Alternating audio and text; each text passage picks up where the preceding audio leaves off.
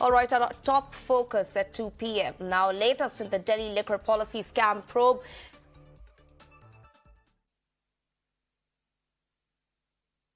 All right, we're cutting across to the live visuals from the Delhi Assembly, where, remember, Delhi Deputy Chief Minister Manish Sisodia will be addressing any time now. Remember, this comes amid the central agency CBI's heat on the Delhi government in connection with the alleged Delhi excise scam. And these are the live proceedings coming in from the Delhi Assembly. Let's cut across. Ajay Mahavar ji, Ajay Mahavar ji, जवाब दे रहा हूँ तो जवाब सुनने की हिम्मत रखो ना। बैठो 5 मिनट। विदोड़ी जी, मैं बताता हूँ जवाब क्या है। व्यवस्था बनवाई थी और मैंने आपको ये बोला था कि इनके वक्तव्य के बाद, मंत्री जी के वक्तव्य के बाद मैं आपके लिए रूलिंग दूंगी।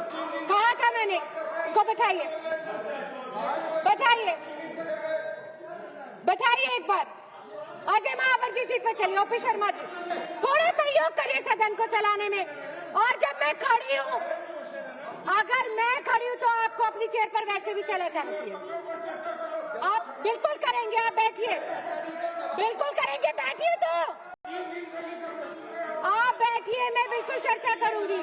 ओपी शर्मा जी, आप बहुत सीनियर हैं, बहुत सीनियर सदस्य, आप लोग बैठिए, बैठिए आप लोग। मैं लूंगी आपके, मेरे पास है, मैं आपकी रूलिंग लूंगी, आपकी रूलिंग लूंगी, लेकिन आप बैठिए। आप बैठेंगे तो नहीं हो सकता ना।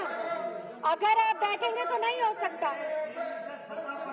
बैठेंगे, हाँ तो आएगा ना। बैठिए तो सही।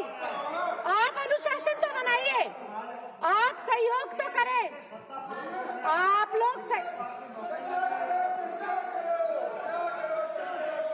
विदुरी जी, कोई तरीका नहीं है।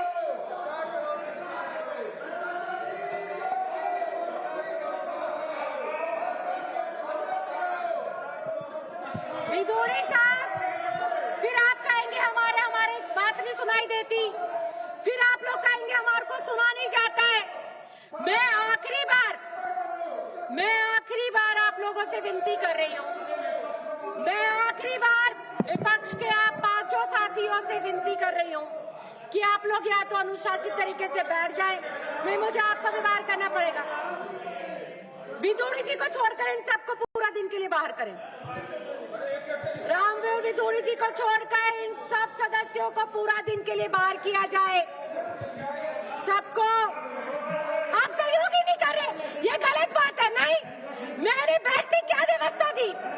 बैठते ही आप लोगों के पक्ष में व्यवस्था दी थी, विपक्ष के पक्ष में व्यवस्था दी थी। बैठते ही विपक्ष के पक्ष में व्यवस्था दी थी कि पहले उप मुख्यमंत्री जी बोल ले और उसके बाद आपकी बात को सुना जाएगा। नहीं भाई साहब, अब आप झूठ बोल रहे हैं, अब आप झूठ बोल रहे हैं।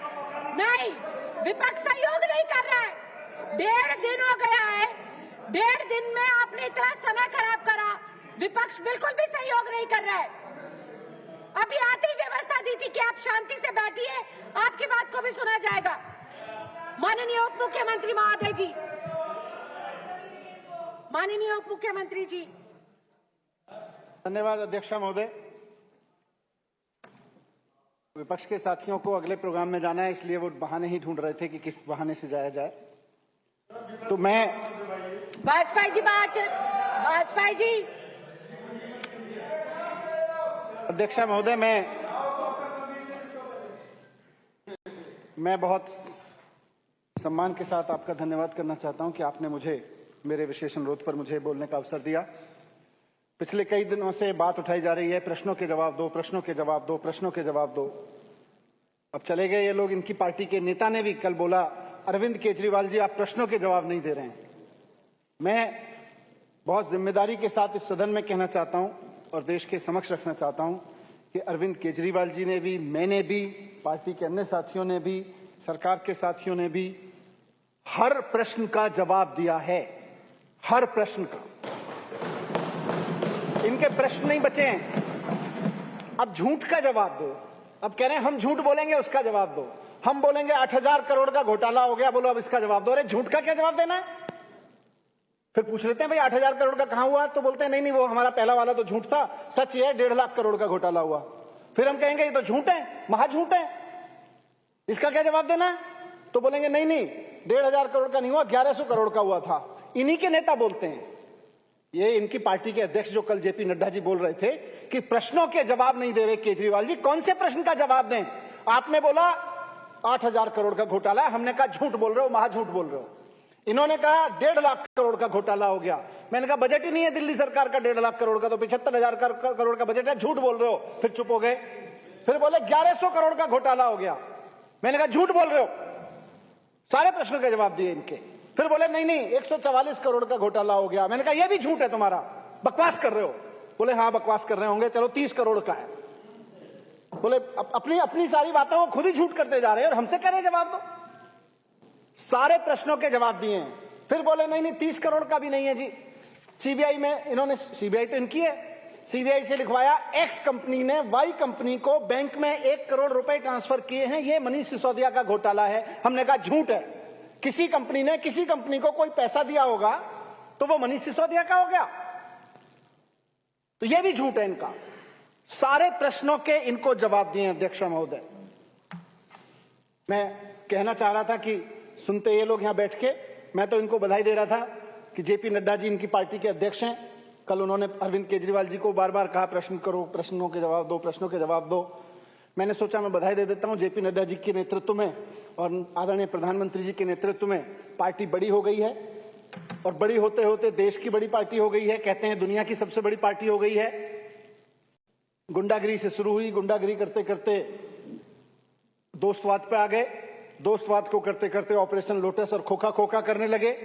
वहां से करते करते बधाई है इन लोगों को कि इनकी पार्टी बच्चा चोरी पे तक पे आ गई है। रेलवे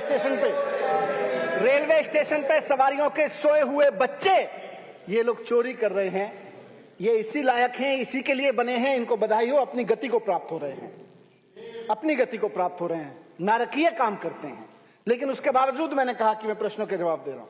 सारे प्रश्नों के जवाब दिए हैं अब तक। सारे प्रश्न इनके झूठे हैं, सारे प्रश्न इनके मनगढ़ंत हैं, कोई फैक्ट नहीं है।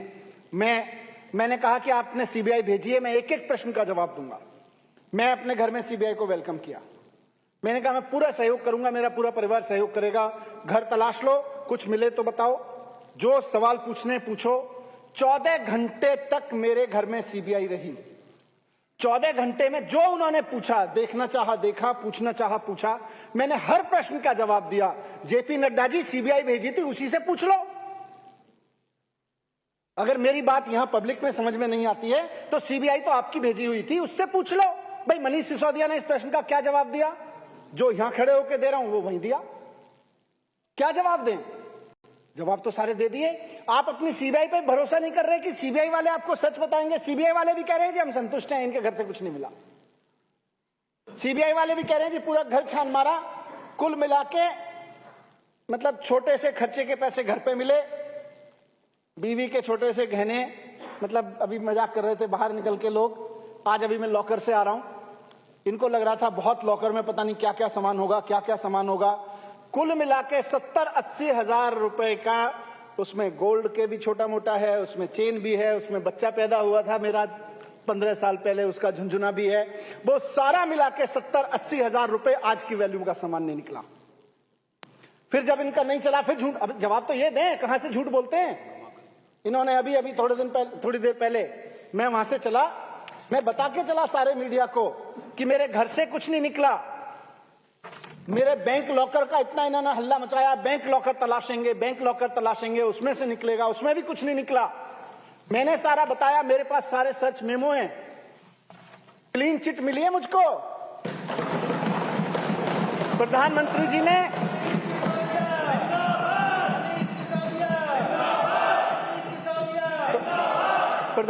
जी ने सीबीआई मेरे घर पे भेज दी, वहां कुछ नहीं मिला। प्रधानमंत्री जी की सीबीआई को मेरे बैंक लॉकर में तलाश लिया, वहां भी कुछ नहीं मिला कि मुझे कह सकें ये भ्रष्टाचार कर रखा है, देखो ये पैसा कहां से आया, देखो ये सोना कहां से आया, देखो ये प्रॉपर्टी कहां से आई।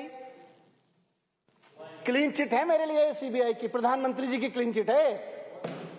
सीबीआई वाले भी मान रहे कि संतुष्ट है, बोले कुछ नहीं मिल रहा जी। और बेचारे कहते हैं दबे पांव की जी देखो प्रधानमंत्री जी का दबाव बहुत है, गिरफ्तार तो करना पड़ेगा। वैसे तो क्लीन चिट ही है, आपके यहां से जो कुछ दिख रहा है उसमें तो क्लीन चिट ही है, पर 2-3 महीने के लिए तो बहुत दबाव है कि आपको जेल में डालना। मैं कहता हूं कह दो यार, अपनी नौकरी बचाने के लिए वो डाल दो जेल में। इस देश के भले के लिए 2-4 महीने जेल में भी रह लेंगे, कोई आफत नहीं है मुझको। मैं